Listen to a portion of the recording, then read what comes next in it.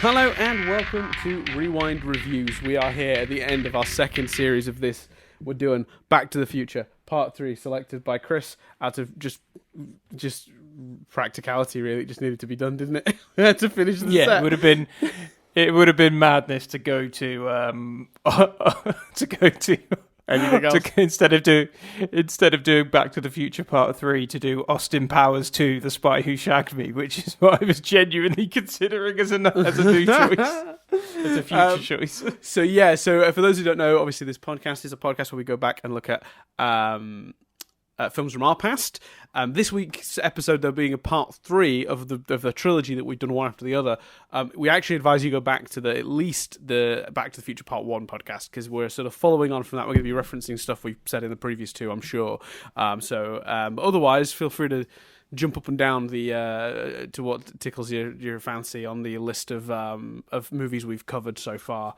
Things like Groundhog Day, a goofy movie. I'm trying to think, like, what else did we do? We did Italian Job, it's a favourite of mine. I really enjoyed that one. God, my mind goes blank.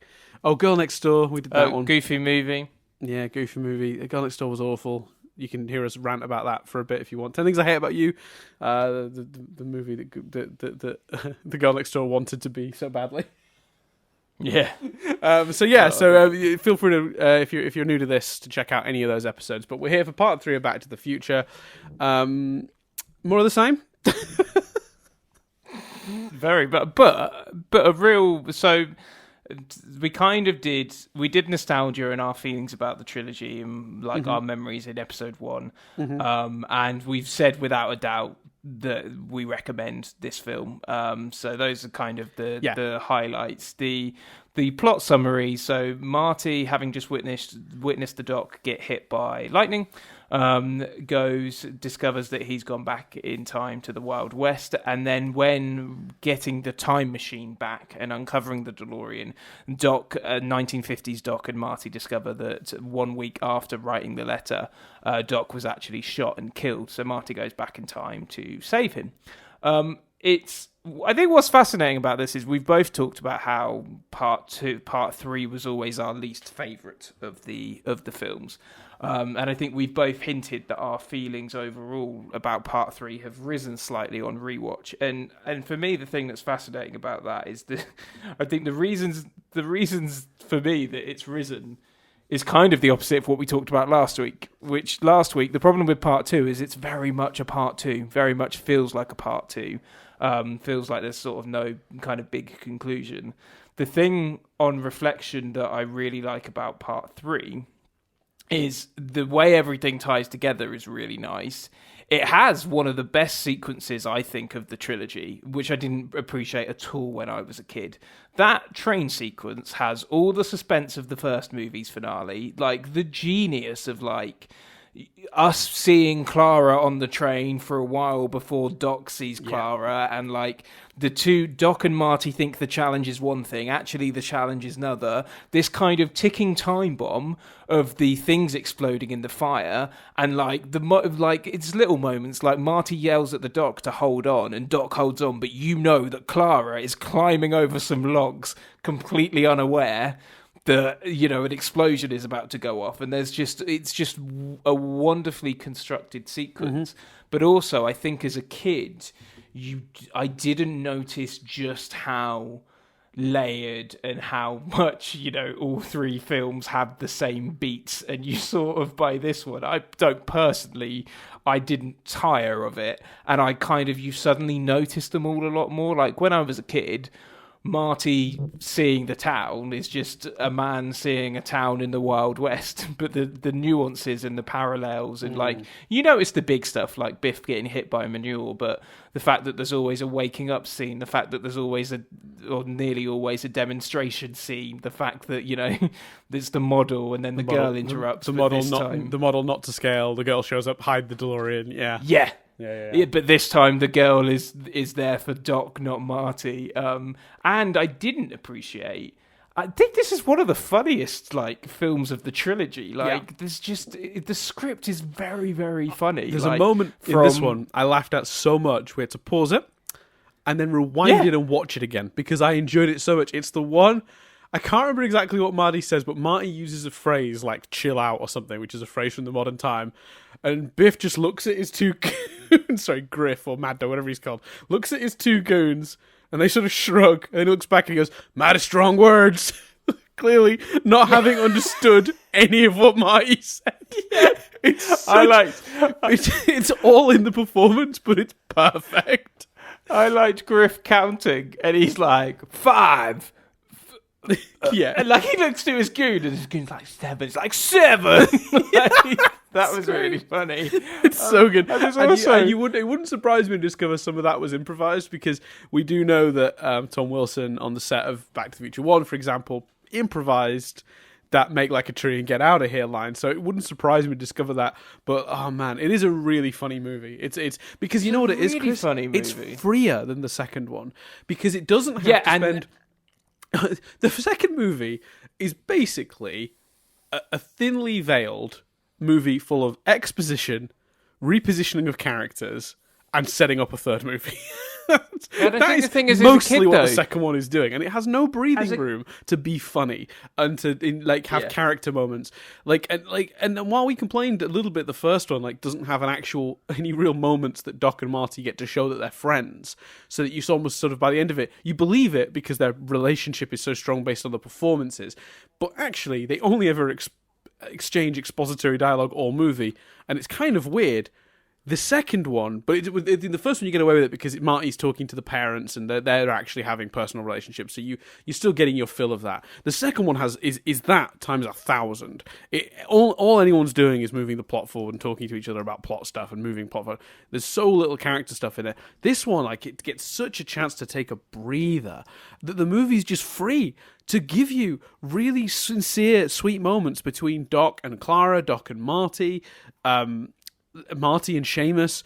There's a lot of heart to this one that the second one simply doesn't have because it can't fit it in because it's doing too much.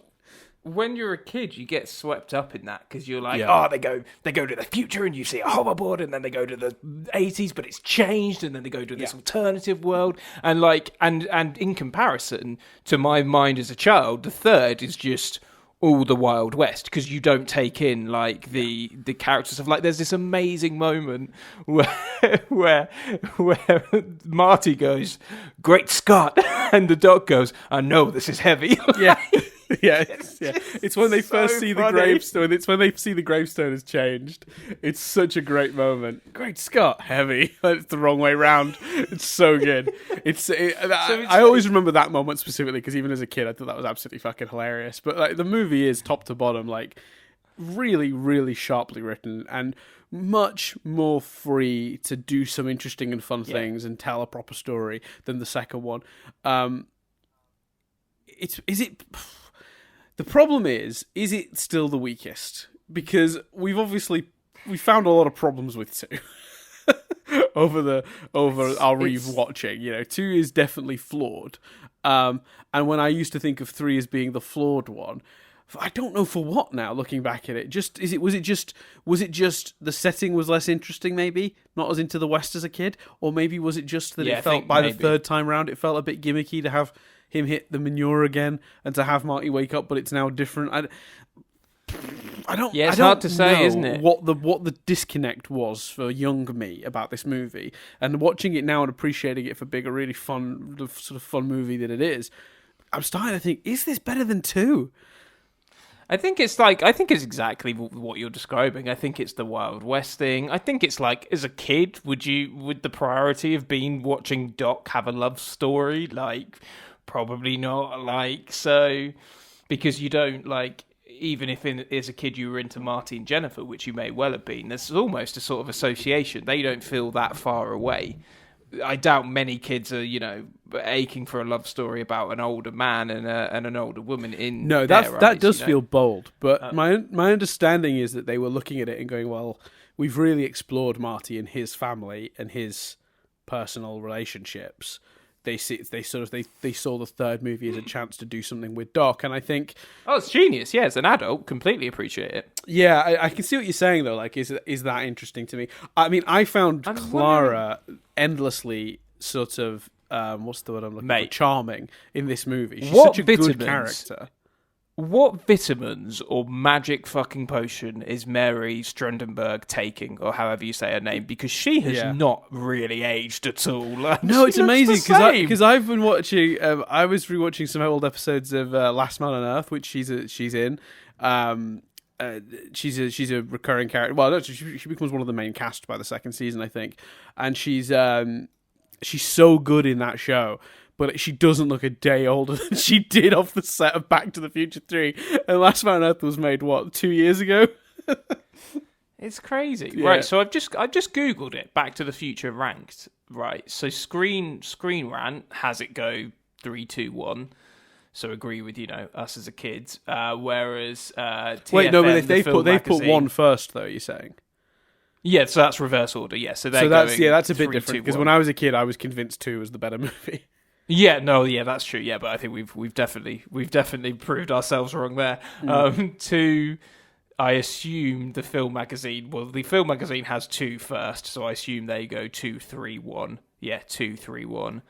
IMDb has it 2, 3, 1. So on that very small look at it, it does seem like a lot of people do think 2 is the worst. With that kind of modern perspective. Yeah, I just think it's a very messy script, and I don't get a lot out of it. And I feel like rewatching it, am I actually going to say, I think 3 might be better. I think it's a better movie on being a sort of an objective sort of like review sort of person, putting that hat on for a minute. It's just a more complete film. Like the second one doesn't really have a third act. It kind of does, but it's a bit messy. This one feels like it has a first, second, and third act.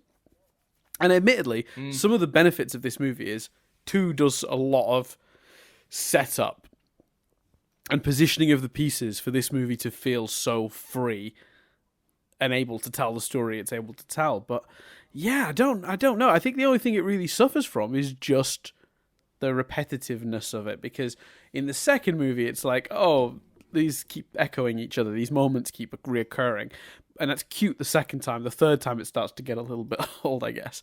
Maybe that's one of the things that holds it back. I don't know, but like it's I might be on the verge of basically saying that for me it's the first one's the best one, the third one comes in second, and the second one's the worst of the 3. Certainly, if I'm going really objectively, that's how I feel. So Sean Chandler as well. I've just checked out a third view. Sean Chandler, a YouTuber who ranks a lot of things. He goes 2, 3, 1. I think it's we discussed on here before that difference between favourite and best. Yes. If I was to analyse what the best films were, I would say it goes 3, 2, 1. If I was to say favourite, even that's changed. It used to be 2, 1, 3. I would now say it's probably my favourites probably goes 1, 2, 3. But that is, I fully admit, 3, I think you're right, is the better film. It's my nostalgia completely outweighs for 2. So that's why I would say 1, 2, 3 is my order of favourites. It's certainly but the best, one I watched the least I think it's... when I was younger too, I think. Yeah, and that's a big part of it. Like, I don't have unfortunately, the nostalgia heart for 3 is... Oh, it's not as good. Now I'm wrong. I was wrong. I will say that. It is a better movie, I think, now. But the nostalgia, that's the difference between best and favourite. I'm not saying 3 is the worst movie. I'm saying it's probably still, for nostalgia reasons, my least favourite. Yeah. But it shouldn't be, because it is a better movie, I think, than 2. It doesn't have alternative futures and timelines, but it does have just some incredible character stuff. So let's talk about that then. Well, shall we? There are two like hymns. What is obvious? I have a real problem with I mean, this is probably one of the things you're thinking of. Like, she can't be a McFly. You can't have Lorraine be a McFly. It doesn't make sense. So she married into the family. She was a Baines. Why doesn't McFly look like Marty's mum? Unless there's some more weird incest shit going on. I don't like it. It's weird. It upsets me. I don't like it. literally the official explanation on the DVD is literally. So for those that don't remember this and aren't rewatching, Yeah, sorry, we should have explained what this was before I ranted. Marty, they have you're in the good old Wild West. They have that scene. And basically, Marty's ancestors that have been set up in the library scene earlier in the film in the 50s, Marty meets his great-great ancestors. His great-great-granddad looks like him. Seamus McFly. Is played by Michael J. Fox. Mm-hmm. His great-great-great-grandmother is played by Leah Thompson, who obviously plays his mum, and looks a heck of a lot like his mum.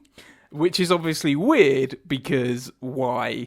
Because they're not a distant relative of them. Only related through marriage, and then birthing Marty. Like her family meet the McFly family, as far as we're aware, in the 50s.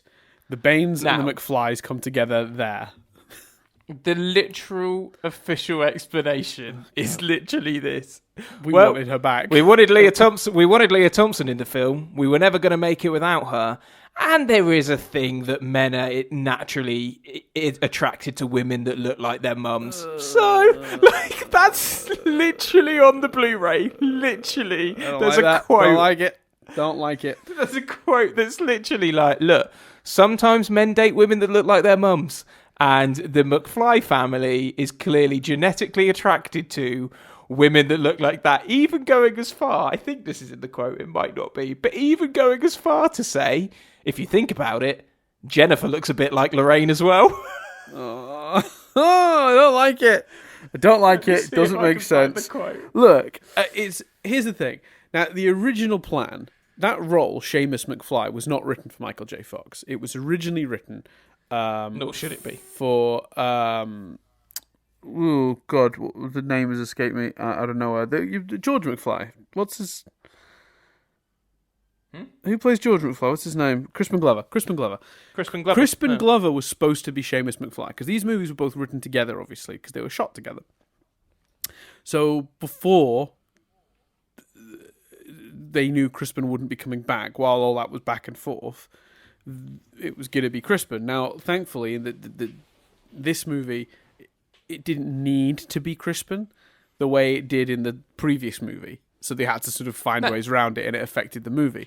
In this movie, you just hire a different member of the cast. You just cast it differently. They put Michael J. Fox in there. That makes sense. Family resemblances go down like that line. It makes sense that these are his ancestors after all. Less so with the Lorraine thing. But the idea that he'd gone back and met ancestors that look like George and Lorraine, I kind of get it. And I kind of get the temptation. It didn't work out very well because the George part of it went down the tube when Crispin Glover couldn't come back. And then the Lorraine thing just now feels really weird. So I've got the quote. Okay. So this is Bob Gale, obviously writer. I mean, let's be honest. This is all just excusing that they wanted to bring Leah back, and I get that. She's a wonderful actress. And he says that. He says that in this quote. So he says, Leah plays Maggie because we didn't want to make a Back to the Future Part 3 without having Leah in it, especially in a Mum Is That You scene. Of course, we thought about whether it made any sense. Obviously, Maggie McFly and Lorraine Bates cannot be blood relatives, but we did come up with a satisfactory answer. It's a well-known adage that men are attracted to women who remind them of their mothers. Clearly, then, when Seamus married Maggie, that ensued that the McFly men would have a genetic trait that attracted them to women who bear a resemblance to Maggie or Leah Thompson, brackets, even Jennifer is the same physical type, ! I don't think, you should have just been like, yeah, no, look, we wanted Leah Thompson in the movie. But, if you want... There's an easier solution. Once Crispin Glover drops out, you make him the Baines. Yeah, because then it doesn't matter. Doesn't matter. Yeah. Doesn't need to be McFly. He can get a glimpse of some old Westy McFlys at some point if you want, but you make the family that help at the beginning the Baines. Still relations as his. You can still do. I mean, there's an element of the fear, I suppose, is a storyline they do in George, but that makes even more sense then actually, because Yeah, Seamus is the and obviously, one who's... to be fair as well, you can't then have Michael J. Fox play Seamus if you do it that way. But once Crispin Yeah, Glover that's drops fine. out, they don't have a cast member for Seamus anyway. You just cast an actor. Doesn't matter at that point, does it? But if you make it the Baines, it makes more sense just casting any old actor. So that's much better actually, because Shame at the moment, I do really like the notion that Seamus in the film is the one going, don't do this. Don't worry about being a chicken. It's fine. Just walk away. No one would think any of that. Actually, Marty's got a trait of being, reacting to fear and doesn't want to be called a chicken. George has got a trait of like walking away and like almost the opposite problem, not being brave.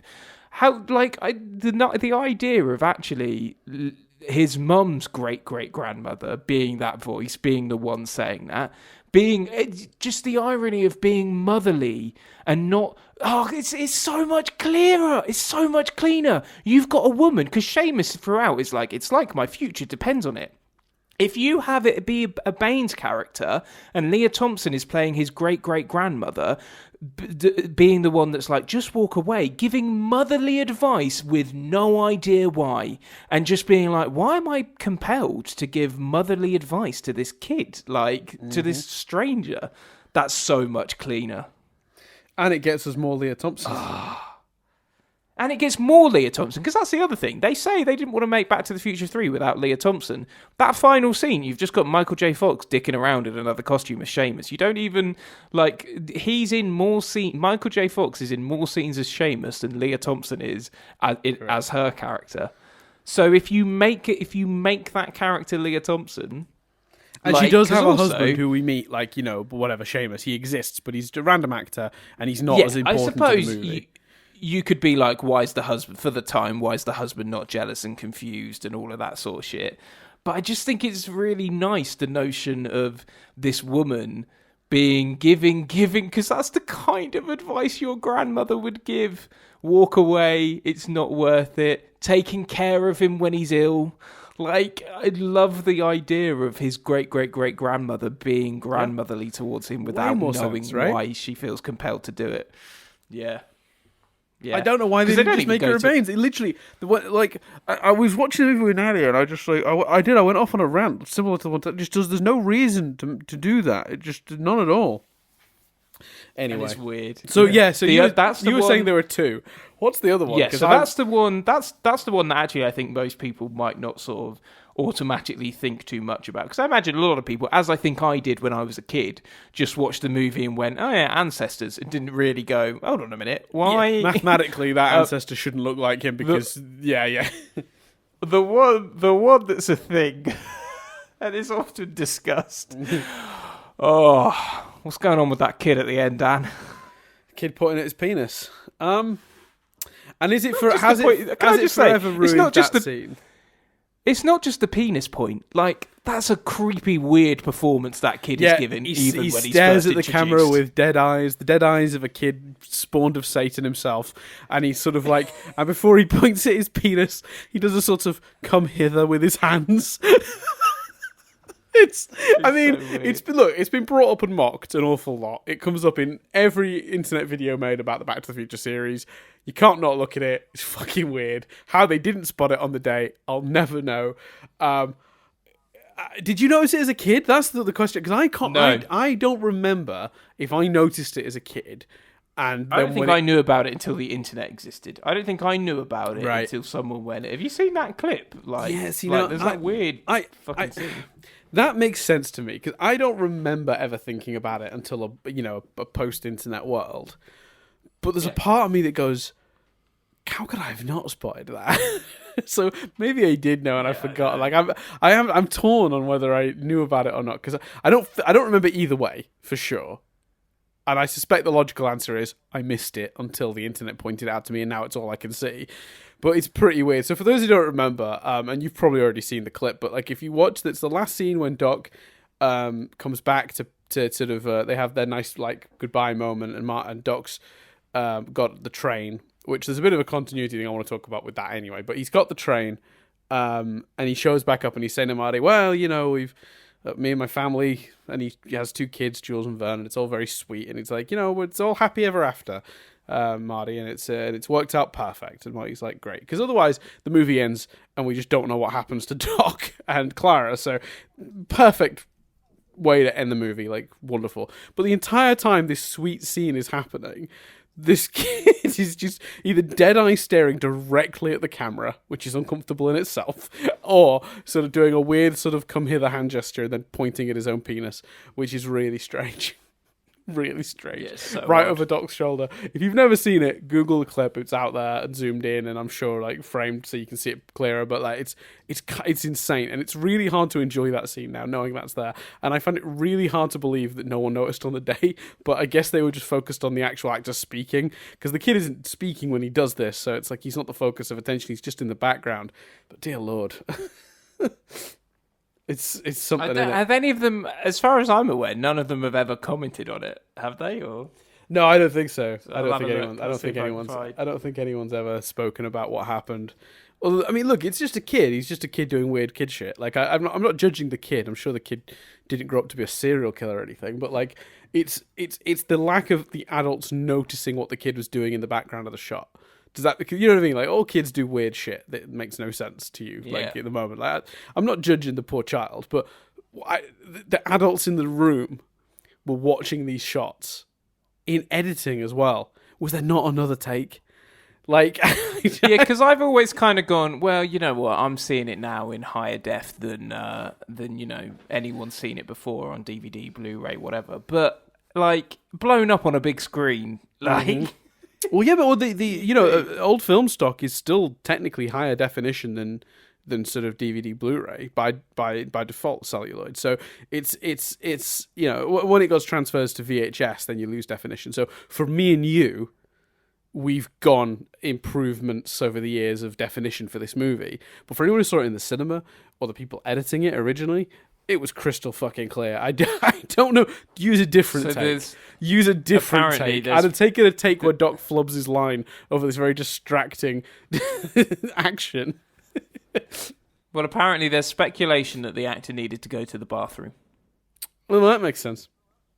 So, yeah, apparently, like, that's kind of, considering the pained look on his face and him mouthing to someone, looks like that's basically, that's the theory, the suggestion. He's got such a dead-eyed stare. Those kids have grown up weird. That's living on that train, I'm telling you. It is. So in general, because I'm so conflicted about this, because I'm kind of like, you feel you wrote yourself in. I guess they were dead certain they were never going to do a part 4. But it's kind of like, it's weird that the joke ending bit them in the arse and then they kind of do it again. I like Doc and Marty reuniting. But the notion that he was even able to build this thing, I don't know. Do you? That's my continuity issue with the train. So for those who don't remember, the plan to get both Doc and Marty back to their own time goes horribly wrong because Clara, sort of not knowing what's happening, gets on the train. And the only way to essentially save her is for her and Doc to sort of like scoot off. But it leaves Marty just in the time machine going back to his normal time. And it leaves Doc and Clara to live out their time in the Old West. Now, as a movie ending, it's a shame because your characters never get to say goodbye, right? So I understand the temptation to do what they do next, which is Doc shows up in a train he's converted into a time machine and introduce himself to Marty with his wife and now kids, because it's been some time apparently, which makes sense. It has to have been some time. It can't be 10 minutes later because how's he built a train? Which, by the way, Nadia noted, and I'd never even thought of this, the doors on the train open like the doors of the DeLorean. They open up and down. Yeah. Like, that's really adorable. But the question is, if Doc in the 1800s did not have the parts to fix the DeLorean he went back with, because they wouldn't be invented until the 50s, or until, you know, I think they said the 40s, but they're available for the Doc Brown from the 50s to use to fix the DeLorean. Then how did he build a time machine in the Old West? Because they basically, the plot point at the beginning of this movie is that he went back in time and a small little chip on the circuits was broken, and the parts to replace and fix that would not be available for a long time. So Marty would have to he'd leave it aside, and Marty could get Doc of the 50s to help him fix. That's a plot point in the start of this movie. So how has he built a train time machine, Chris? I don't understand. Yeah, that's the thing. And like, there's a DeLorean still there that he couldn't refer to. No, he can't. If he was to move that DeLorean, it would never be there for Marty to go back and save. No. Refer to. I said, not move, not take anything. Right. Like he could go look at it and. Yeah, he could go look at it, but I'm with you. Not only do I think there are logistical issues with the ending, but actually, you know what? I think there's character issues as well. Like, literally, a huge one, like Doc's opinion on fucking knowing too much about his own destiny, like, has rapidly changed. But that changes at the very beginning anyway, when he's like, like the Doc of the 50s, like, looks up his death and all that stuff. But he's seen a gravestone. Anyway, okay, forget that thread. That, I think, is explainable. But the Doc is literally like, I'm going to destroy the machine. I'm going to get rid of it. So, alternative pitch, it mirrors the end of Back to the Future Part 2. A guy appears from the same, we've had this letter in our vault for hundreds of years, and it's a heartfelt goodbye. There's pictures of Doc with Clara and their kids. Maybe he's fucking named one of them Marty, I don't know. And the sign-off of the letter is like, enjoy the future, it's not been written yet. And Jennifer takes out the bit of paper and the "you're fired" fades, whatever. Do you know what I mean? That's actually better. Like, and you just, the camera pans up as Marty and Jennifer walk away from the smashed up DeLorean because Doc wanted them to destroy the time machine. Like, he's literally like, I wish I'd never invented the time machine. Yeah. I was thinking, like, is there a fansplaining explanation? I think there is, but you need to, in order for it to work, you need to big this up a bit more. Clara is into science fiction. The Doc is very blinded by love. If they'd have bigged up her and made her character thing, she wants to explore the universe, she's fascinated by the notion of time travel, isn't it exciting, isn't it brilliant? It's loose, I prefer the ending I've just described, but you kind of go, well, maybe the Doc found a way to somehow, doesn't resolve that issue, to build a time machine to show her time travel. Yeah. For her, yeah. But I prefer the notion that they grow old in the West together. Griff's arrested. It's all good. Yeah, and you know, what you've described is sweeter, I think. But I guess they were really looking to mirror the ending of part 1. And it is fun, and it is silly. And if you don't think about it, it's like, oh, he's made a time machine, but it's a train this time. That's funny, and then it flies. And it's kind of ridiculous. Me and Nadia had another question about it though. We both so Marty and Jennifer go back to the place the DeLorean got smashed once he gets her, which I think is very sweet, by the way. That the first thing Marty does when he's back, he doesn't go get changed. He doesn't do anything. He just goes straight to see that Jennifer's okay. I think that's very sweet and it's very well thought out. But they go back and they're like sort of looking through the remains of the smashed up DeLorean. They're like, oh, there's nothing left. It really is. It's gone. We're not going to be able to go back to get Doc. This is over. And then the crossing of the bridge goes down. Yeah. And me and Andy are both like, how? And the bit is there's a train supposed to be coming, but they can't see one. And then the train from the whatever time they've come from materializes on the tracks. But what guy in 1985 was like, there's no train coming, I guess I better bring the fucking crossing down so that nobody... me and Andy were trying to make it make sense. We were like, maybe Doc went back in time and left instructions for them to do it at that exact time and place. Like, or it's my interpretation is it's some sort of fancy electrical signal that's like, as it approaches, it, sets it... It doesn't make any sense. It sets it down, because the reality is, in terms of all of this, like, it's worth pointing out, you only have to buy that the time machine, that he builds a time machine that can make one journey. All he has to do is get to the future, and like all the flashness, all the commodities could be added. Oh, absolutely, yeah. Like I'm not questioning that why it's flying. I mean, we know why it's flying. He's built a time machine, gone into the future, and got on the shit he needs. But it's that initial barrier that he himself couldn't get over which is why he left the DeLorean from the second movie in that tunnel for Marty to go find, because he knew he couldn't fix it, and he had most of the parts. How's he done that? He had an done that? He had an almost pretty much entirely functional time machine, and he couldn't even get that working again because of what time frame he was in. So how do you build another one? And there's, for me, it caps it up more, and I don't know whether, again, as a kid, like, because fundamentally the end is the adventure carries on. Marty, although it's not even that, it's like the adventure carries on for Doc. Like, he's got a new family now. Fuck it, he's got actual kids, Marty. Don't worry about it. Just grow old and try not to smash into any Rolls Royces, will you?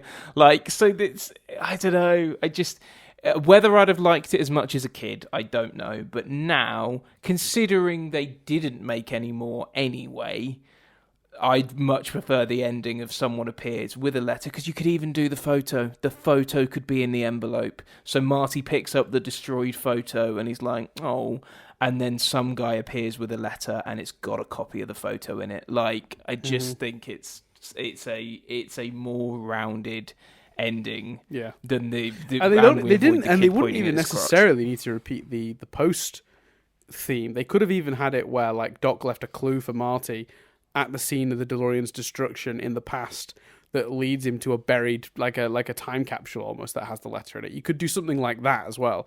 You know, like someone happens to, Marty like gets out of the DeLorean, it gets hit by the train, it's smashed into pieces, and he's looking around and there's a guy hammering in a sign that says Marty and it's pointing one direction. He's like, what are you doing? He's like, oh yeah, we got paid like hundreds of years ago to do this. It's really weird, but whatever. And then Marty follows this. You could do, there's well, my point is there. That's kind of a silly, over exaggerated idea, but like, there's a million ways you could do it without having to resort to the Doc inventing time travel again, especially because it seems to me that the conclusion of these movies was that every time they mess with time, they make it worse, and they end up getting stuck or fucking stuff up. And they so clearly hammer that home throughout this movie, particularly, that ending really does feel a bit cheap. It's even embedded in part 2. Doc says it in part 2. Well, he says it in part 1. Like... He says it in part 1. It's you know, when you get back to it, it will destroy this machine. It's terrible. It's caused more problems than it solved. Like, you know, it's one of those things. That's what I mean by such a character contradiction, to then have him just go, fuck it, unless you really big up the love thing, because he clearly is besotted, and that changes his attitude. I like the time capsule idea because like, not only does Marty not get to ride in the time machine, I mean, Doc doesn't even step off the fucking time machine to give him a hug or anything. So not only does Marty not get to play around in the time machine anymore, but he also didn't give him back the hoverboard. Oh yeah. So the reason I like the time capsule idea is, like, you have him return the hoverboard, write him a right note, and give him a good note. And Jennifer's like, "What's this thing?" And then they both get on the hoverboard and they fly off. Like, the end. Like, yeah. Oh yeah, that's sweet too. It's fun and frivolous, but there's a lot. The ending is flawed. That ending element is flawed. I think the rest of the movie is pretty much a perfect film in a lot of ways. Do you not think there's so much you can pick out with that and the Lorraine thing that it can overshadow the discussion of the rest of the film, but the rest of the film is just like a really funny, rip-roaring, like, adventure film with a really solid cast, great writing, lots of fun jokes. I mean, I think I've said it's funny. I spoke about it earlier, so I want to get your take on it. I don't want to, like, repeat myself, but do you agree? Did you notice as a kid just how fucking brilliant that end sequence is? I think I liked that scene. I remember, it's really exciting. I think I was a kid. I don't know if as a kid I ever had the thought to go, that's like an extraordinarily good action scene. But it's certainly one of the parts of the movie I looked forward to the most. And I think what's really cool about it is they set up there are so many. What make that sequence tense is all the circumstances of the plan, because they set it all up beforehand. And what I noticed on this rewatch was how actually subtle all the exposition is for how that ending is going to work. You already know about the point of no return. You already know like because they do that thing where they're doing the research, or they have a bet about how fast a train can go.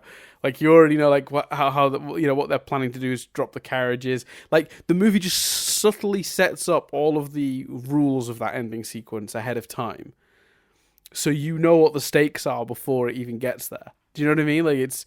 And the first movie did the same thing, I think. You know, they set up that the lightning was going to hit at the exact same time, and he was going to have the line down to the street that Marty was going to go through. If he hits it at the exact right time, it'll work. The idea that the bridge will be complete in the future because he's not thinking fourth dimensionally. He's got a real problem with that, apparently. I love that line so much. Two docs from two different times. Two docs from two different times tell Marty he's he's not very good at thinking fourth dimensionally, and he's like, yeah, apparently I've got a real problem with that. It's just a great line. So you know, like the way the movie sets it all up, you understand the rules and the stakes way before the action sequence happens. And how many movies get to set up the circumstances of their final sequence throughout the whole film?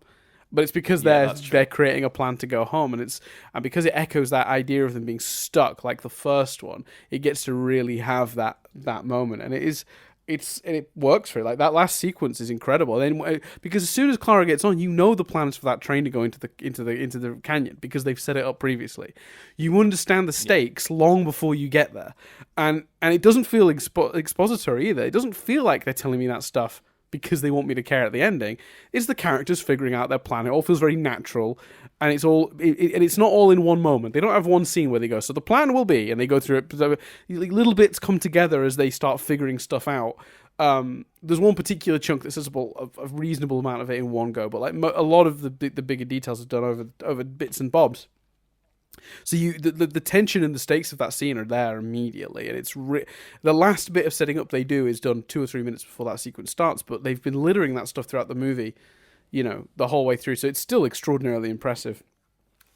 It's a great final sequence, and to a surprisingly heartfelt third movie, which was funny because like.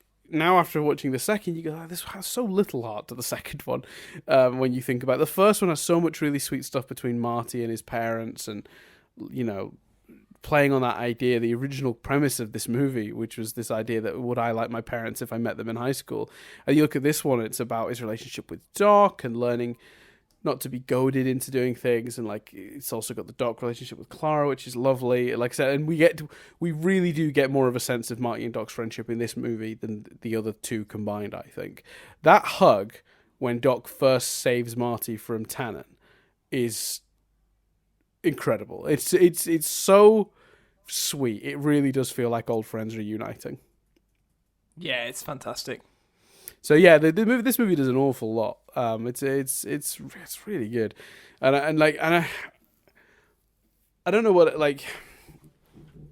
else. I mean, is there anything else you think was worth? Like, I'm trying to think about it, and I'm just because I feel like we've not done the same level of analysis, but at the same time, I think certainly not on the positives. I think it's so the things you don't notice as a kid that I notice now, and actually I think I was watching it this last time and really kind of looking out for this. I think considering they actually don't have a huge amount of screen time together because of everything else the movie has to do, they do a really good job of writing a believable love story for Clara and Doc, which if you think about it is quite a challenge. You've got a man rooted in science the entire way along the trilogy, and you've got to build enough of a convincing love story that you believe that he risks his life, which is what he's doing staying in the West, less so now Griff has been arrested, but that do you know what I mean? You've got to believe that he's willing to stay in the past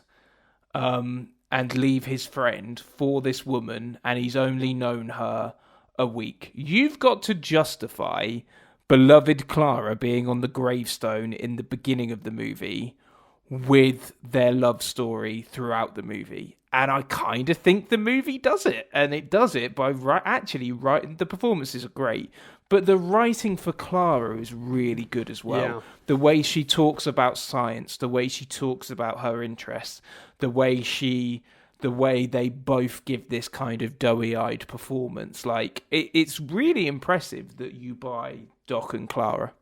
It is, and it is. I think it's a combination of things. Because normally with something like that, where you go, it's really impressive that works. You go, oh, well, the script does the heavy lifting, or the acting's doing the heavy lifting. And I think here it's one of those very sort of wonderful things where it's sort of all elements have sort of come together perfectly. Because her performance sells it, but the script is put together in a way that really sells it too. The music that underscores it is really good. It's an interesting relationship because it's an interesting choice to have it where they sort of fall off so quickly because let's be honest, there's an easier version of this. Really, he's been back in the West for a couple of months, right? Like at least he's been back in the West for like 7 months. They say, I think, I can't remember. And it's beloved Clara and him and 50s Doc are like, ooh, well, who's that? We don't know. But the easier way to do this, honestly, is they go back in time. And he's already met and fallen in love with Clara and in his life. And Marty's like, I'm sorry, I'm going to have to tear you away from this thing you found because you're going to die here. Yeah, but then he's never going, is he? Like then, if you damage the love story, if you have him even consider going back to the future. And you don't get the ravine stuff. Well, that's exactly it, though, because the idea being that like he's like, oh, well, you know what? I not only have I got to leave because I'm going to die, but, I'm messing with the timeline just being here and being with her, and he wrestles with that. You could still play that stuff, and it would maybe have even been easier for them to set up the relationship. But I think what they've done here works way better than that could have, just because of their execution. I mean, it would have been so tempting to do it where they were already together, because it would have been simpler. But I think they've actually gone the more challenging route, and it's paid off. Because what you get is a much more interesting dynamic, and the way his love story with Clara ties into his dilemma of do I stay or do I go works beautifully in this film, in my opinion. It truly is like masterfully done, and it, don't expect a 7-year-old to appreciate that. I suppose is the lesson of the day. It's the lesson we've learned. That's another which we've kind of actually never. We've not really had that lesson so far. This movie's actually, apart from a little bit with actually Back to the Future Part 1, which we both knew was amazing, but this feels like the first time we're going... We had one opinion as a kid, and we were wrong into the film's benefit. We've done this film isn't as good as I remember, but to go, this film is better than I remember. Yeah. is new. That's another hilarious scene. The reveal... You see Doc, for those that don't remember, please watch this movie if you think, oh, I know it, I don't need to. You see Doc in the bar about to drown his sorrows. So good. They cut back to him spouting utter bollocks, and you think he's got pissed in the time you've not seen him. But the reveal is he's just been holding the drink and hasn't drunk any of it. It's just his emotional state. Then Marty turns up, he does a shot and does a brilliant comedy fool. It's such a good pratfall. It's great. It's up there with Del Boy Through the Bar. It's just perfect. It's great. It's really good. It's a super fun movie. I think they do a lot with the... You know what I like about this one as well is they get to stay in one place for a extended period of time, because they get there. Doc doesn't go till the Monday, which is like 4 days away, I think, when Marty finally meets him. So they can potter about the town, and then you think, well, they get home, guys, but they realize quickly that their plan will only work when the next train comes through town, which is Monday morning, prior to Doc being quote unquote killed. So the movie just has this situation where they just have to live in the West for a couple of days, and that affected it. That affected it for me as a kid, because as a kid, it's like describe Back to the Future Part 2, right? They start in the 80s, they go to the future, they go back to the 80s, it's this fucked up alternative 80s, they go back to the 50s, they interact with the first movie, it resolves. Describe Back to the Future Part 3, they go to the Wild West. Like, do you know what I mean? As a kid, I didn't like that, because my mind was so blown by the complexities of Back to the Future Part 2. But exactly what you were complimenting it for, with a adult review head, I'm going, no, actually, that's what makes it, that's what gives it the time to breathe, as you were saying earlier. Mm-hmm. That's what gives it those little nuances and those moments, and that's what gives you the character stuff. Yeah, without a question. You don't get any of that really good stuff with Doc and Clara in Back to the Future 2. I mean, like if you, it certainly not with that movie's pacing anyway. Even the stuff with Marty in the doc is done more justice.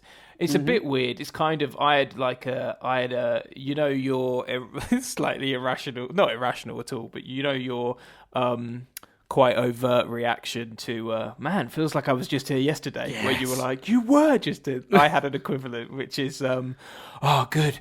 It's so great to see you guys back to normal. No. This for you isn't normal still. It's still different. It's still weird. Your experience with them people in this normal, as you call it, is about 5 fucking minutes, Marty.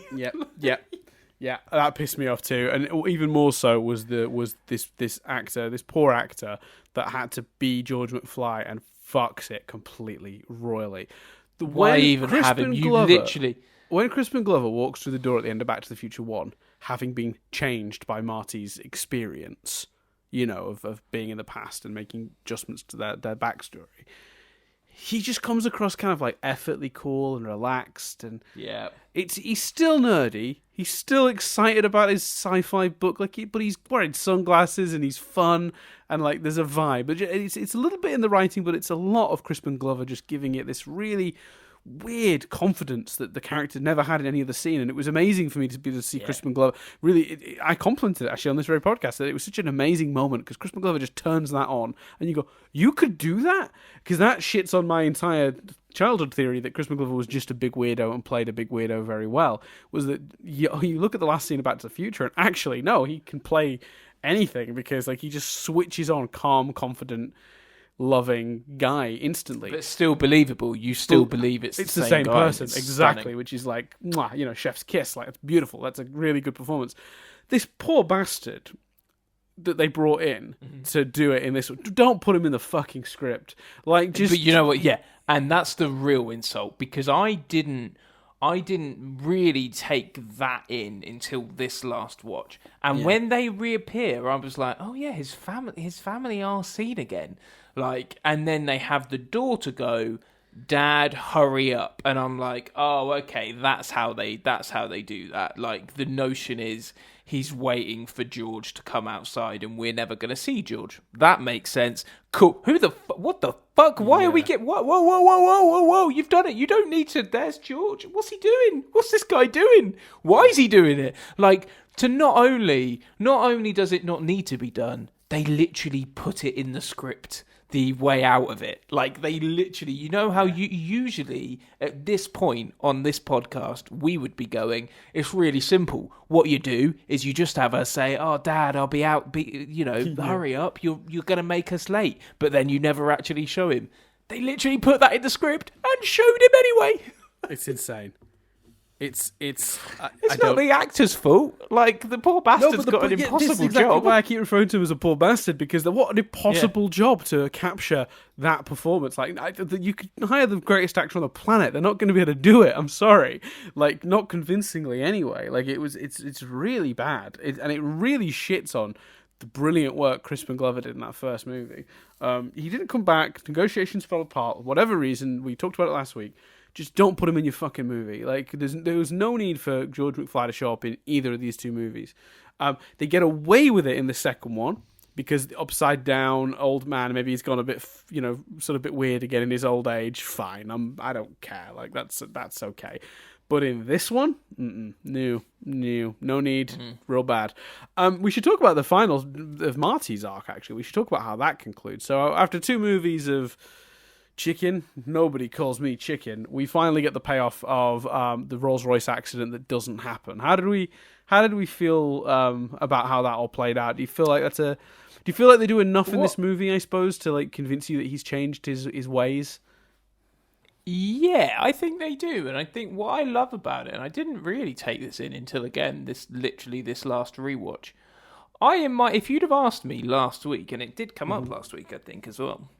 I'd have said Marty learns it and reacts to it in that moment with the car. But actually, you see him do it earlier in the film when he's like, the guy's an arsehole. I don't care what people think of me and what Griff is going to think of me. Forget about it. And Seamus has this big grin on his face. What is Mad Dog Tannen's real name? I don't think it is Griff. I think Griff is the grandson in the future. I keep calling him you're Griff, right. I think it might just be Mad Dog Tannen. Yeah, but it's not Mad Dog, is it? It's not his real name because he doesn't like being called Mad Dog. I'm going to look it up. Yeah, look it up. Buford Tannen. That's it.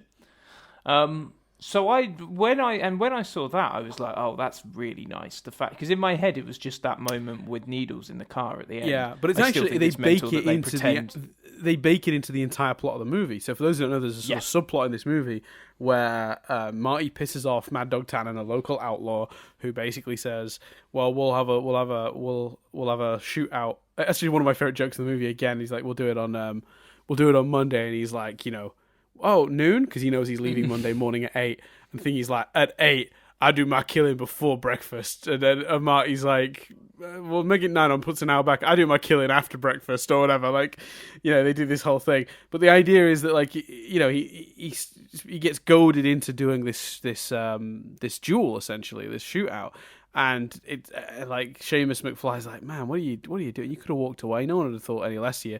Mad Dog's a crazy person. You shouldn't be having having a shootout with this guy. It's not a good idea." But when it comes to it, they're still in the town at 8 o'clock or whatever on Monday, and Mad Dog shows up a little early and is like, "Right, I'm here for our duel. Let's do this." And he's in the bar, and he's like, "No, it's not time yet." But then he calls him a yellow belly, and he's going to go out, and it's this whole thing, and it really is baked in to the entire plot of the movie. And then Seamus gives him that look and that speech, and that, and you see him realizing, and he's like, "No, fuck it, he's an asshole. I'm not going to fight this guy." And then he's forced to later, but he does it in a smart way. He doesn't go out there with the intention to just try and win at, shooting an expert. It's... No, well, that smart way I always viewed, and I assume this is the case. Even as a kid, I picked this up, which is weird considering the big character stuff I didn't pick up, I guess.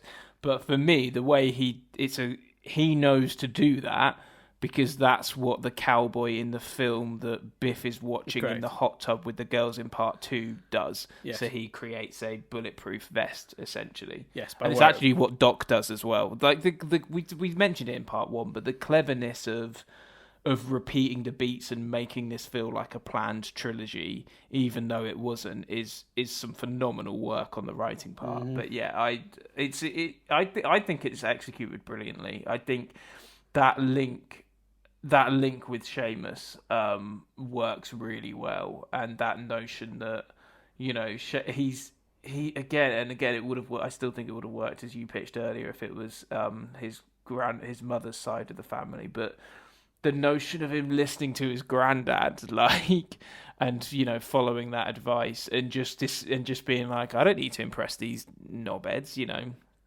because it's the guys in the bar that are giving him the speech and goading him and you're gonna, and they even do a great joke there. It's something like, they're gonna say for all of time that Clint Eastwood is a not brave yellow belly or something. Yeah, which is obviously amusing given who Clint Eastwood is. Sorry. And yeah, I think it's done well. What do you think? Yeah, I agree. I think it's just the way it's baked into the plot just really sort of makes it all sort of. It's all very cohesive, isn't it? It's all this sort of perfect flowy thing. It's clearly very well thought out, and it really does sell it. And I just marvel at the script writing on display. I do think they've done a really good job of making it work when it arguably probably shouldn't. Right? Shouldn't really function. But yeah, and it is definitely way more baked into the plot than I thought it was when I was younger. And baked into the plot of part 2 as well, I think. Yeah, and the way they do the referencing and stuff is really good, and the whole shootout scene is really cool, and the way that Marty, only fights when he's absolutely forced to save Doc, and not before, not out of just being called a coward. The only time he takes action is when he needs to save a friend.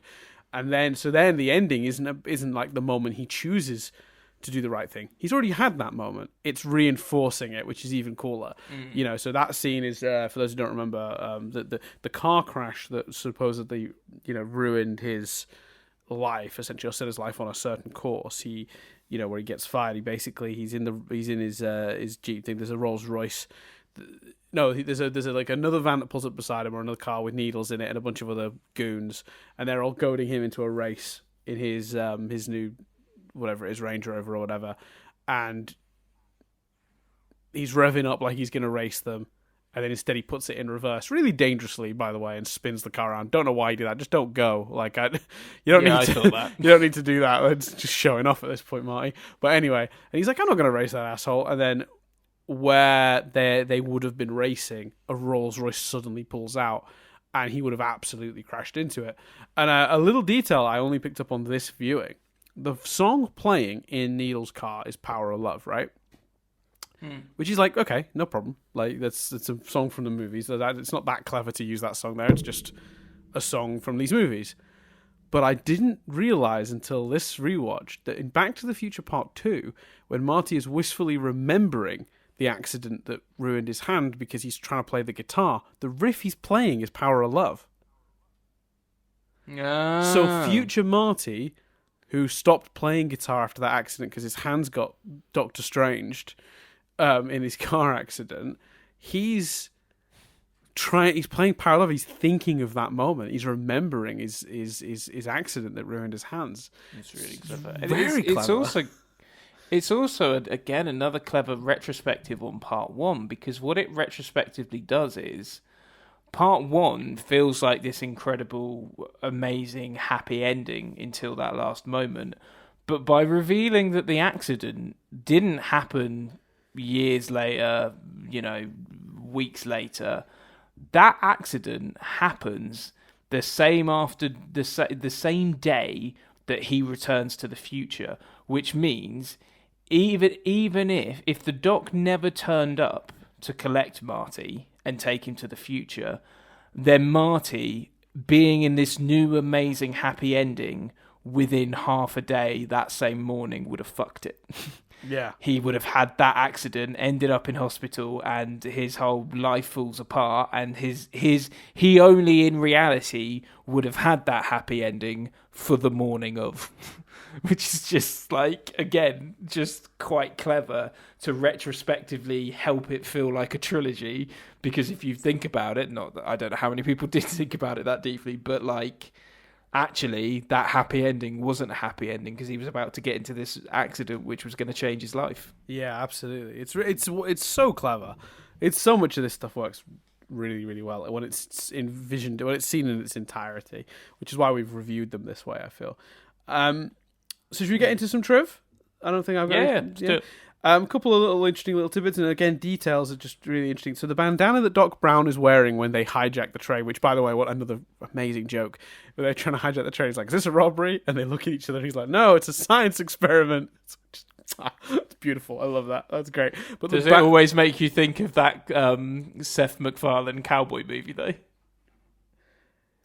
Oh yeah, 1,000 Ways to Die in the West or whatever. Yeah, that's right. Because there's that great, like, one of the few great jokes in that movie is when he's like opening all the barns and Christopher Lloyd is there in one of them. Yeah, it's good. It's good. It's very clever. So the bandana that Doc Brown is wearing when they do the hijacking is actually made from the T-shirt that he wore in Back to the Future Part 2. Well, the shirt, I should say. It wasn't a T-shirt. I think it was a shirt. So it's just a lovely little detail. Like, he made that bandana out of the fabric he brought back from the future. I thought that was cool. There's a really interesting deleted scene from this movie that changed the ending slightly. So you may have thought, isn't it weird that the sheriff that they introduce halfway through the movie, which is a descendant of Strickland the principal, doesn't arrest Mad Dog at the end of the movie? You're probably thinking, I did think that this time, actually.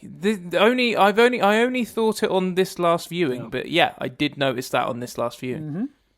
So what happened was there's a deleted scene where Mad Dog, between the party and finally getting caught, murders him in front of his son. Oh, God. It was deemed too dark for the movie and taken out. Quite rightly. But they couldn't change the ending they'd filmed where someone else arrests him. So they had to ADR the line, because what he's originally arrested for in the script, and even on set when they were doing it, is Mad Dog, Buford Tannen, you're under arrest for killing the sheriff.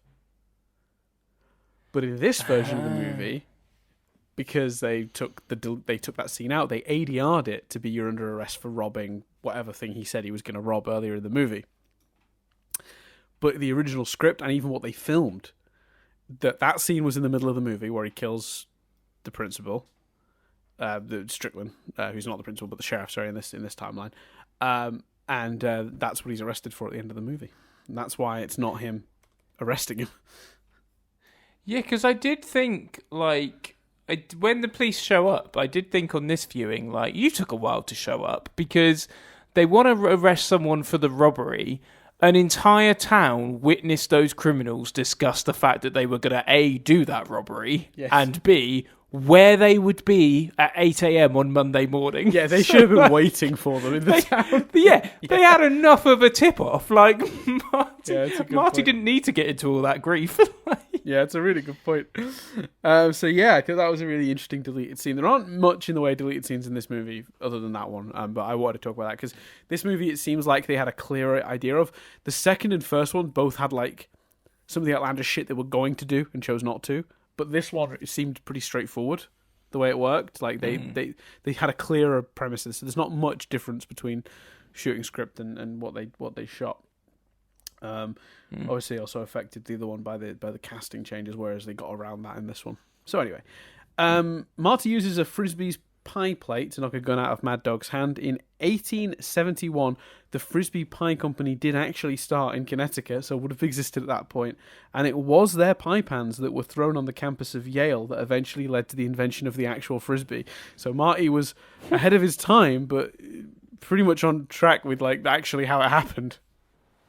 That's awesome. It's a nice little detail. Apparently, they actually went to Clint Eastwood specifically and asked him for permission to use his name in the movie. He was very tickled by the homage and obviously consented. They would have legally probably been able to do it anyway, but I think it's nice that they went and asked. Yeah, that's cool. Yeah. Speaking of that name, I don't know if you noticed this, but the Clayton Canyon, which is where Clara was supposed to have died, but Doc changed time earlier by saving her. If you look at the end of the movie when Marty reaches it, when he goes back to his time, it's now named Eastwood Ravine. It's named after Clint Eastwood. It's Eastwood Ravine or something like that. Eastwood. But I don't know what happened just then. I think my neuron just died in my brain and I couldn't finish the sentence. Yeah, it's Eastwood related instead. Presumably the people of that town who'd met and become fond of Clint Eastwood, Marty Clint Eastwood, believed he vanished afterwards because he died trying to hijack a train. Yeah, because speaking of the ravine, one of the FAQs on the Blu-ray is I get you and I have at length discussed time travel and we're big time travel fans, but I was very surprised, and so I guess maybe for me the answer was kind of clear, but maybe for some people wasn't. A lot of people have apparently asked the writers and questioned how if the ravine name changes, why does Marty know the explanation of the story if they've just changed time? But that's because, fitting in with the rules and logic of time travel that they discussed previously in part 2, yeah, Marty comes from a future where he knows that story because she didn't survive. Whereas now, if he asked Jennifer would only know it as Eastwood Ravine. She wouldn't know. Yeah. Because maybe not Jennifer because she was in the time machine, but say his mum or his brother and sister, yes, they would only know it as Eastwood Ravine because time has changed. To say that they'd know about, what was it, Lone Pine Mall instead of Twin Pine Mall. Exactly. For the same reason, there's some trivia I actually deleted because it's not accurate. About there is a point in time when 4 DeLoreans are in the same place, and it's in the 50s. Yeah, I read that. Isn't it actually only 3? I think it's 3. Yeah. So basically, there's the one that in the first movie they're in the 50s that's there with Marty and Doc that they're working on to send Marty back in time. There's the one that old Biff brings back from the future to give himself the almanac. And then there's the one that Doc and Marty from the second movie are in the 50s with to stop that plan from working and get the almanac back. So there's 3 in that time at one time. So the one that is that's in the... This is the one that's in question. This is what I'm getting to. So the thing is that people say, there are 4 in the thing at once because there's the one in the mine shaft that Doc in the 80s leaves. But I contend that is incorrect because it wouldn't be in that mine shaft until after he's changed the timeline, which happens after he's hit by lightning. So, and by that point, 80s Marty from movie 1 has gone back. Griff from movie 2 has gone back. And there are only 2 DeLoreans in that time frame. The one in the... In fact, no, there's not. There's one, because that one appears in that tunnel the minute Doc's hit by lightning, and that timeline becomes that. So, yeah, at no point are there 4 DeLoreans in the same time. They're kind of the same... It's easy. I think it's like... Think of them as the same DeLorean, basically. Because that's what causes the disruption in time. Correct. Anyway, so each of Needle's henchmen come from one of the other gangs in the trilogy. So J.J. Cohen played Skinhead in Biff's gang in the first Back to the Future, and then, I guess a descendant of him in Back to the Future 2.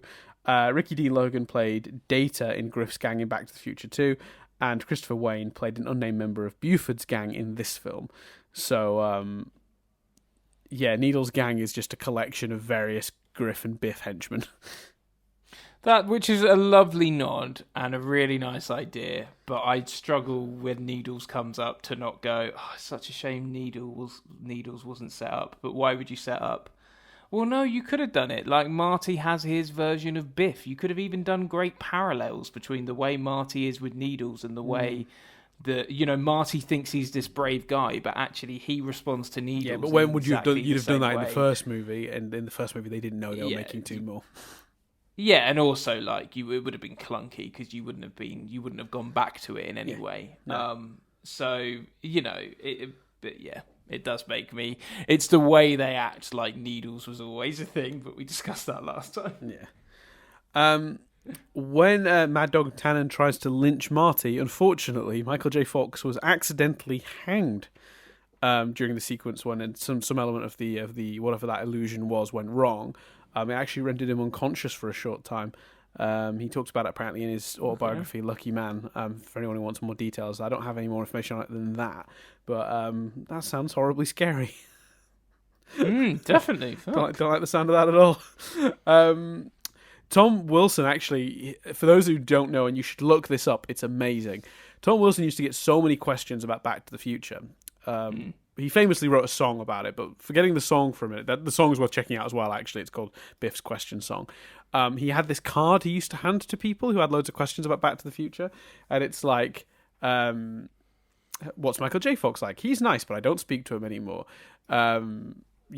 Crispin Glover portrays himself as weirder than he actually is, and things like that, and answers all the questions you might have.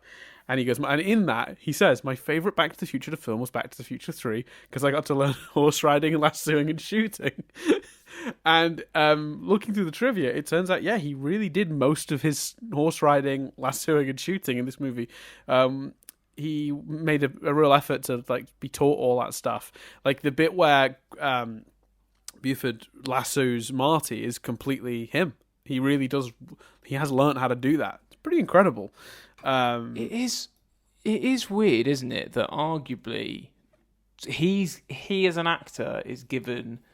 Obviously, he's playing different versions of himself in part 2, 3 different versions of himself. But you can argue he's potentially got the most screen time and the most stuff to do, especially in terms of horse riding and stuff, as just discussed in part 3. Yet I can't say with 100% certainty that when I first watched this really young, I realised it was the same actor and the plot was that it was a descendant. Right. I can't say for sure that I got that first viewing. So, the notion that it's his favourite film and some kids might have missed it. Yeah, for me, because of the setup in 2, it's pretty hard to miss, isn't it? Because they literally say. I think I knew. I probably knew it was a descendant. I think the thing I might have missed is that I might not realised it was played by the same. Right, actor. right. Yeah. It's really. He's in a lot of heavy makeup. He's obviously giving a very different performance here. I would hope the repetition of Marty being in a place like the diner, in this case, the saloon, and having Mcfly being such a consistent thing that you would expect, that you would hope. The way they do that in this movie is actually really clever, because he gets Seamus McFly's hat, which allows them to have the that scene, because Buford mistakes him for Seamus. It's a really nice nod.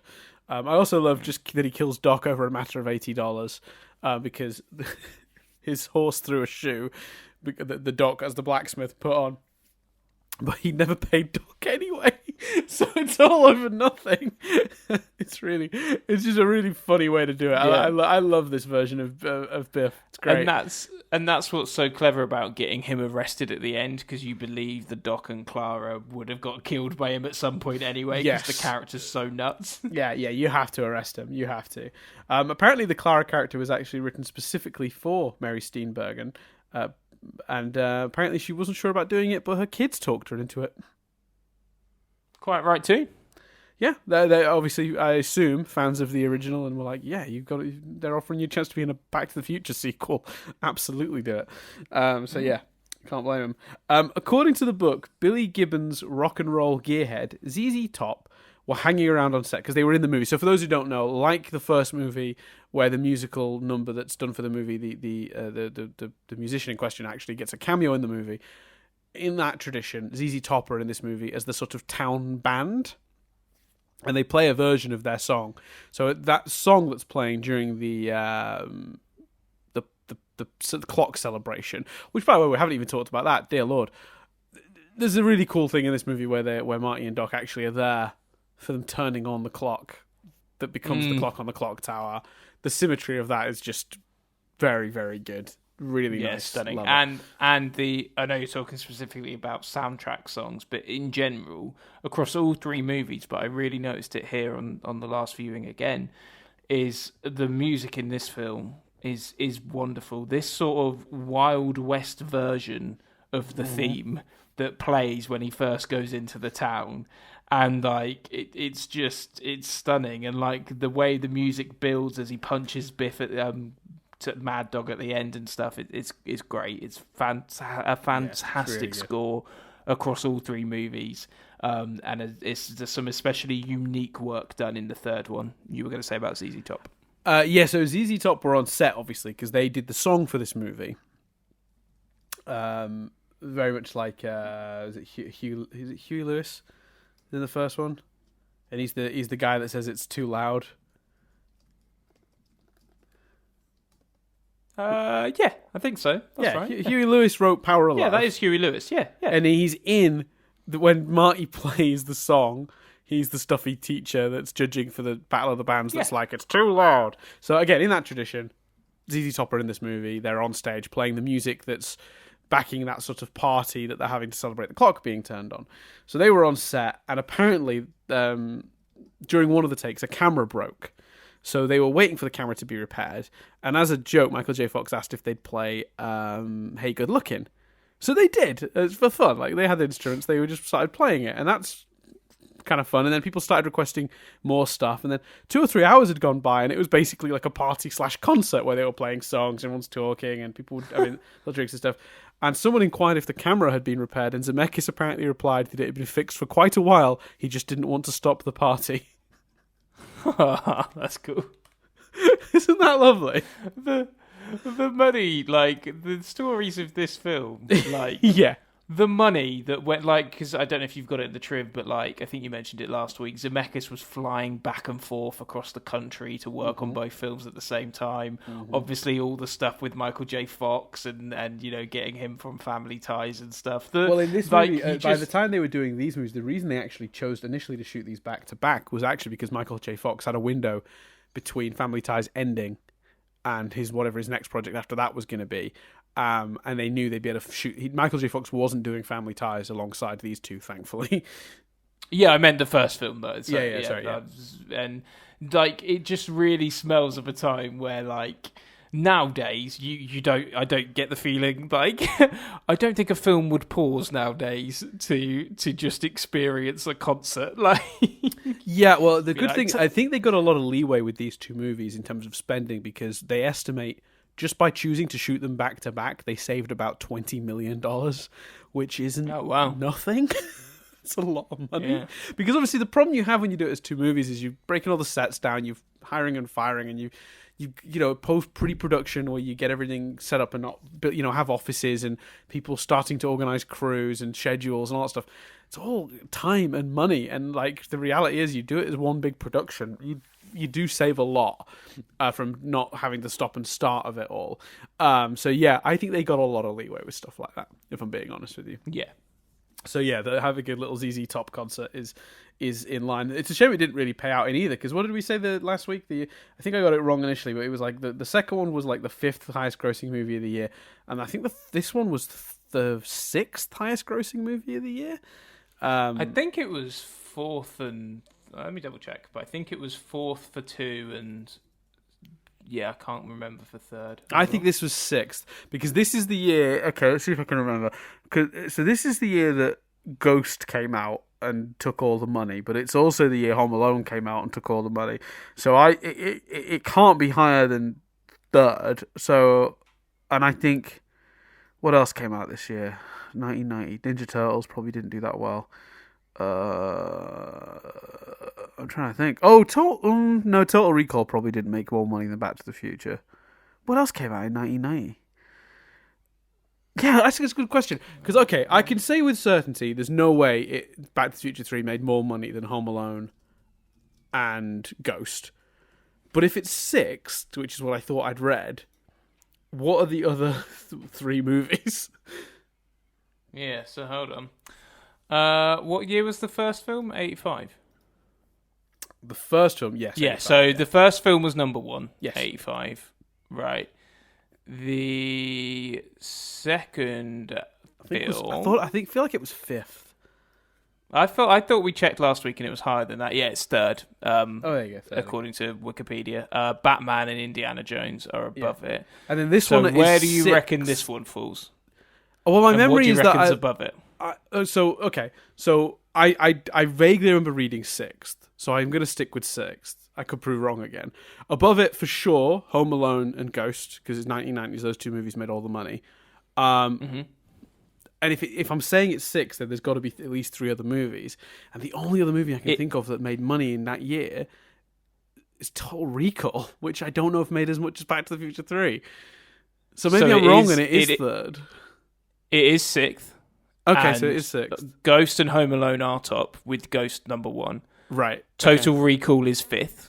So what? There's two other films in between, in 4th and 3rd. So what I'm going to do is I'm going to tell you the rest of the top 10, and you've got to guess the 2 films that are in between Total Recall and Home Alone. Right? Go on. So the rest of the top 10 is Presumed Innocence, Dances with Wolves, Die Hard 2, Teenage Mutant Ninja Turtle, Pretty Woman, Kindergarten Cop. Which 2 do you think are in between Total Recall and Home Alone? Fuck. Let me think. I'm because I was thinking of I did when you said name the other 2. In my head, I went, oh well, yeah, okay, so shit, we've got I thought of Dances with Wolves as being roughly 90s, but you're saying that's lower. No, I'm saying those are all the films. You've got to tell me which 2 of those films. Yeah, but what I'm saying is one of the options I had in my head was Dances with Wolves, but you've named that in the lower half, so it can't be Dances with Wolves. I'm trying to think of other films from the 90s. Was Goodfellas? What do you mean I named it in the lower half? I didn't give a specific order to those films. Those are the 6 films that make up the top 10. You've got to guess which of those 6 films I named are the 2 that are also... Oh, I've misunderstood. Oh, okay, well then Dances with Wolves then probably did quite well. Yeah, so Dances with Wolves is number 4. So what do you think is number 3 then? So it's Pretty Woman. Yeah, if it's of those ones, it's Pretty Woman. Die Hard 2 is number 7. Presumed Innocent is 8. Teenage Mutant Ninja Turtles is 9, and Kindergarten Cop is 10. No, good. So just while we're playing, then Dan, what's number 1 in 1991? Sorry, following year. Let me think. I don't know if this is as obvious, actually. So I think Terminator 2 was that year. Terminator 2 is number 1. Yeah. Is it number? Oh, that's good. And then Hook, probably somewhere in there. Hook is 4. Hook is 4. Silence of the Lambs. So, Silence of the Lambs. Silence of the Lambs is 5. Beauty and the Beast. Beauty and the Beast is number 3. It's very impressive that you knew all of these were 1991. Well, this is the height of my, like, this is the start of the height of my, like, oh no, it can't be. I was far too young. I guess that when I finally got into film, like the 5 or 6 years prior, were all the movies that were on video. So, like, acquiring and collecting all these. Okay, so I'll give you a hint for number 2 because you're only missing 2. Well, I'll give you the ones that it's not. So 10 is City Slickers, 9 is Hot Shots. I would have never remembered City Slickers. No. 8 is Cape Fear, 7 is The Addams Family, 6 is JFK, 5 is The Silence of the Lambs, 4 is Hook, 3 is Beauty and the Beast. The second one, this is a property that has been renamed multiple times, and I'm sure most people would argue this and an animated version is probably the only time it got close to nailed. That's fascinating. I'm going to feel so stupid when I know the answer to this, aren't I? Yeah, 'cause it's a pretty big hint. Yeah, I can sense it's a really big hint, but I'm not. It's not coming to me.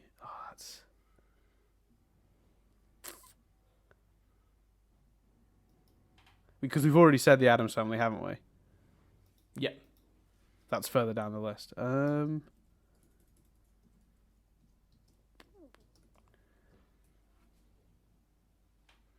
it's not coming to me. You're going to have to tell me, otherwise this is going to be painful for listeners just to hear me struggling. So let me give you another hint. The last... I thought there was one...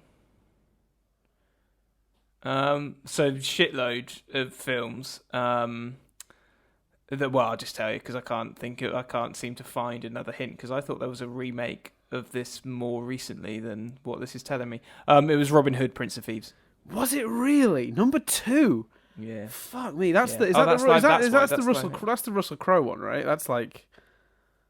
Yeah, which is why I think I don't really know. I don't go deep on Robin Hood, but I'm pretty sure most people consider that and the cartoon to be the.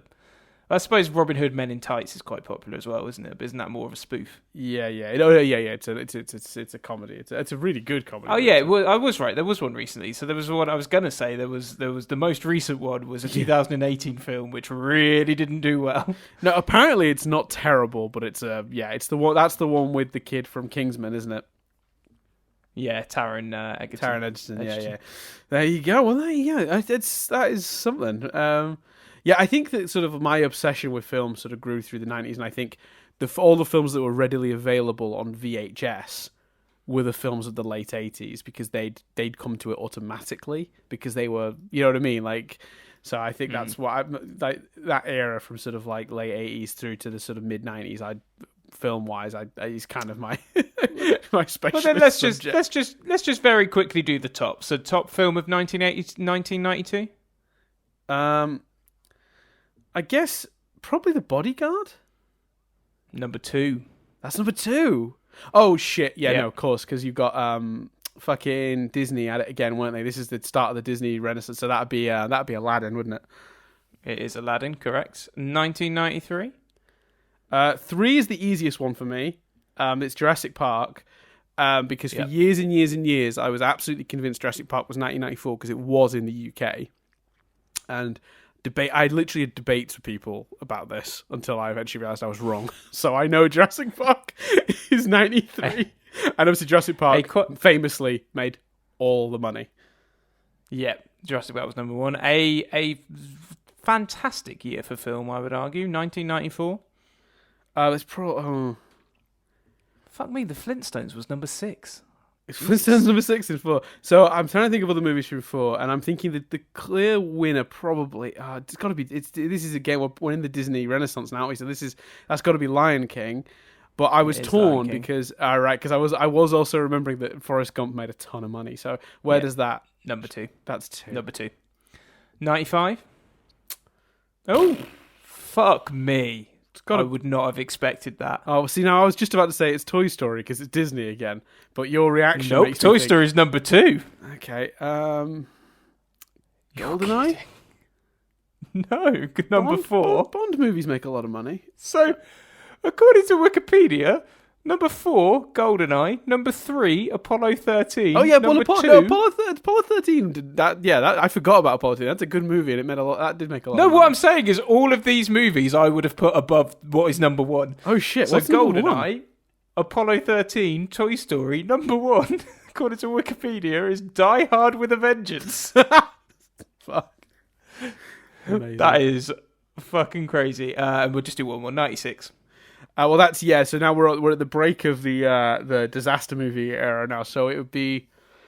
I want to say it's Twister, but it's either Twister or Independence Day because I remember Twister is number 2 and Independence Day is number 1. Independence Day, Twister's number 2, Independence Day number 1. Yeah, because that's when Disney started to slip back a little bit. Like Hunchback didn't do the same numbers as the previous Disney movies, I remember.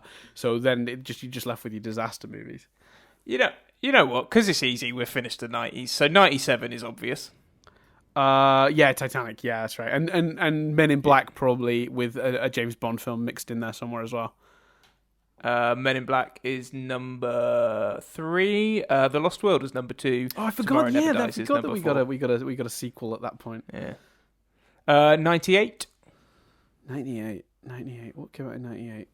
So you can already see that we're hitting the edge of my obsession. Godzilla didn't make as much as they wanted, so that's not at the top. Number 3. Bug's Life didn't do as much as Toy Story, so that's got to be lower.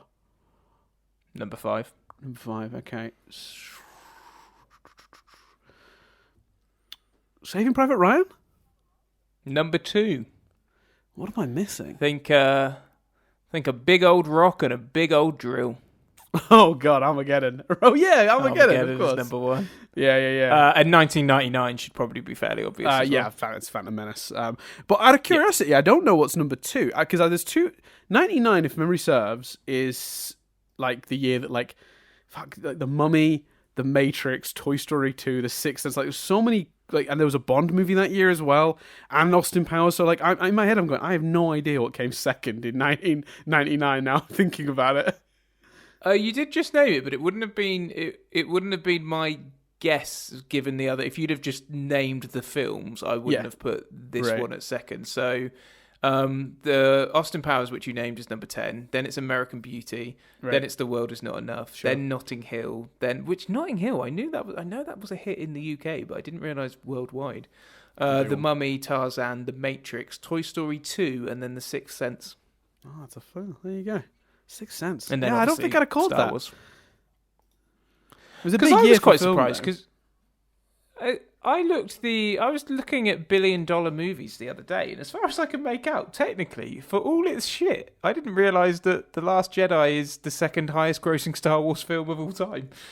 Yeah, if you're not adjusting by for Force inflation. Awakens. Yeah. Yeah, obviously, yeah. Yeah. Yeah, so I suppose actually that would have been fairly obvious. Yeah, because Rise of Skywalker didn't do as well as people hoped, and inflation would fuck the rest. Yeah, exactly.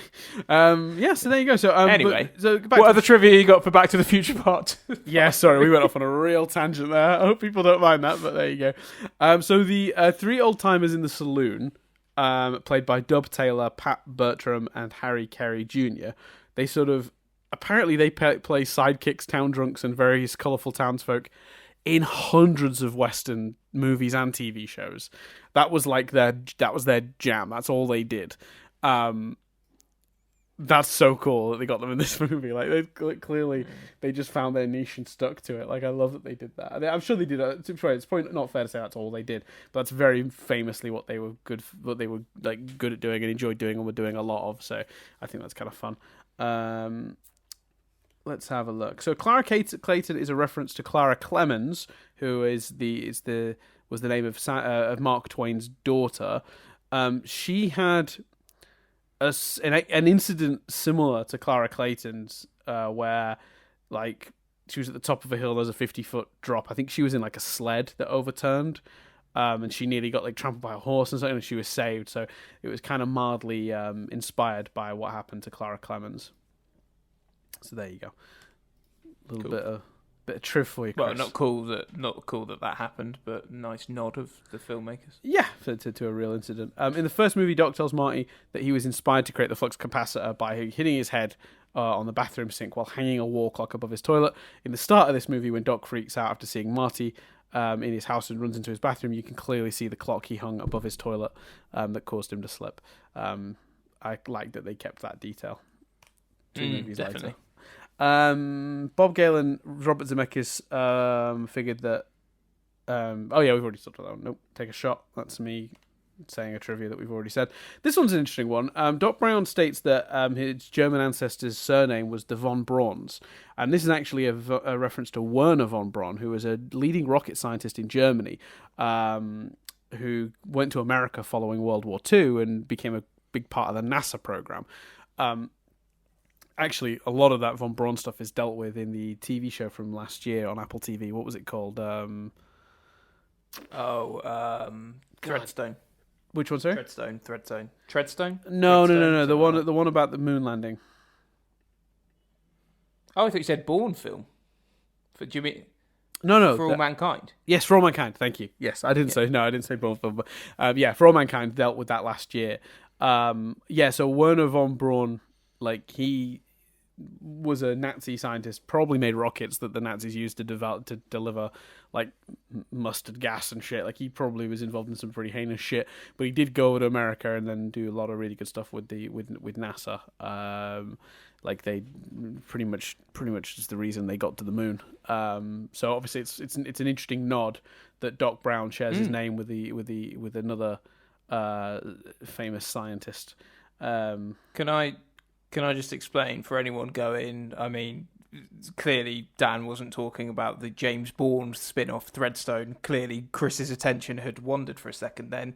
I will fully admit I was distracted, but it's because I'm still on the highest grossing films page and I was distracted by the madness of 2015 Star Wars Force Awakens 2 billion, 2016 Captain America Civil War 1 billion, 2017 Star Wars The Last Jedi 1 billion, 2018 Avengers Infinity War 2 billion, 2019 Avengers Endgame 2.7 billion, 2020 Bad Boys for Life 425 million. I do love that at present. I think Sonic the Hedgehog is like the third highest grossing movie of the year. It's just crazy. Like I think like Invisible Man is in like 8th or something. Like it's crazy. It's so much fun. I love Apparently, it's second. So it's Bad Boys for Life, Sonic the Hedgehog, Doolittle, which was a massive flop, Birds of Prey, The Invisible Man, The Gentleman, The Call of the Wild, Onward, Tahaji, and Tolo. Just craziness. That is bonkers. Last couple, Robert Zemeckis and Bob Gale both were adamant that the studio released these two movies within 6 months of each other. This is so that audiences wouldn't have to wait long between the installments to get the conclusion. Good choice, smart move. Me approve. And another very last one. Mary Steenburgen, who plays Clara Clayton Brown, and Jules Verne share a birthday. Oh, that's nice. So Mary Steenburgen's birthday is the same as Jules Verne's birthday. And obviously a big part of her character thingy. So, as you can tell, listeners, the trivia for Back to the Future 3, the fact that I included that one, not as good. Oh, the fact that we took a detour. So in that case, Dan, we've gone a bit over. No faffing about. We don't know when it's coming, but because we're going to go back to Steven University for a bit, we think. We haven't quite worked it out yet, but that is the current intention. Yeah. When we get to season 3 of Rewind Reviews, Dan, where are we going first? So, I had 2 options. One is a film that I've not seen. I wanted to do a film that I loved as a kid that I've not seen pretty much since. That was kind of like, I enjoyed doing that here with these. No, with these ones we've done more recently. There was one just a couple ago that I hadn't seen in a while. We were like nervous about it. We talked a little bit about Rugrats. And I said I fear watching Rugrats. We talked a bit like films like Casper. Remember Casper? I loved Casper as a kid, but I've not seen it since.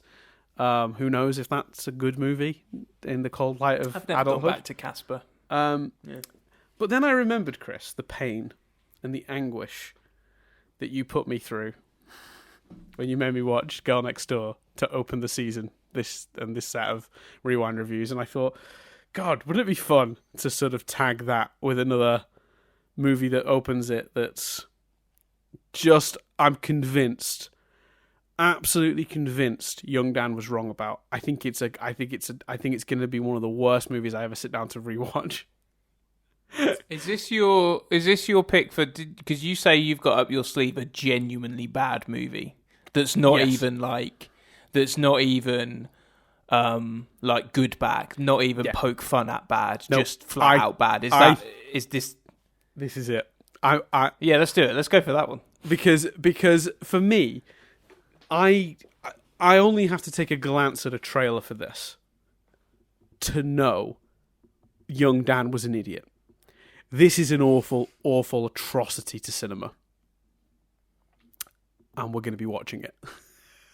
Okay, yeah, let's go with that then. Because I don't know whether it will match it, but I've got a pretty good revenge for that, which is the story that goes with the movie. The reason why it's nostalgic for me is ridiculous. Like, right. It's a story that you must have like lived through. Because we were friends when this happened to me. Right. Do you remember the story of the 3-day blind date? Oh, yeah. Okay. Well, let's put a pin in that. Let's not tease that too much because that's going to be interesting. Yes. So, Chris, do you want to know? Don't want to put you out of my misery. I wouldn't be surprised if you'd literally never heard about it. But this movie is not funny. It's gross. The music's irritating. The story is nonsensical. We're going to be watching MTV's first foray into making movies themselves. We're going to be watching Joe's Apartment. Okay. Joe, hasn't that got a bit of a cult following now? I mean, if it has, I feel sorry for everyone involved.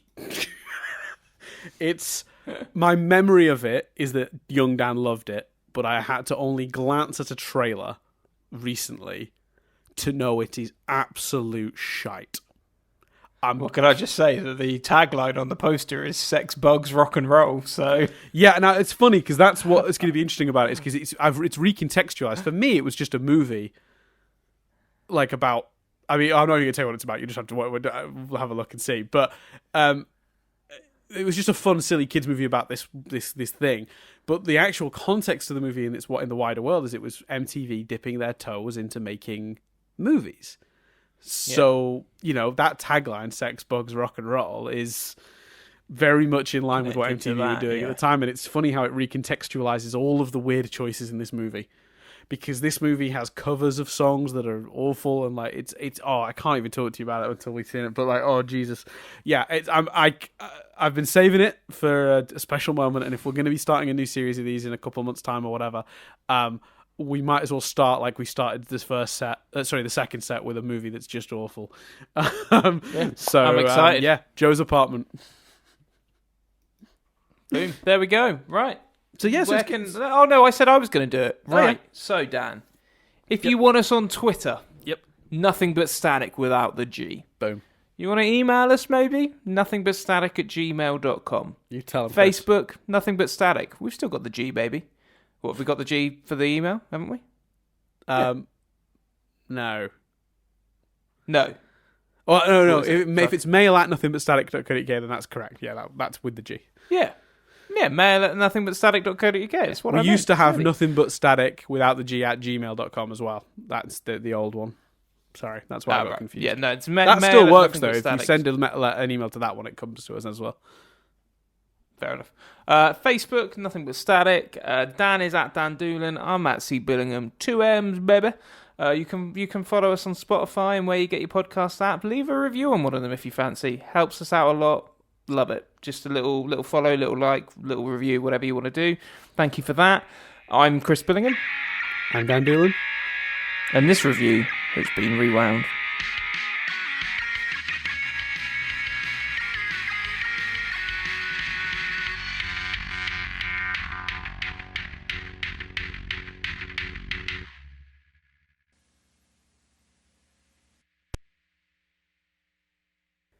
Now, Chris, I ask you a question here at this stage very quickly before we end.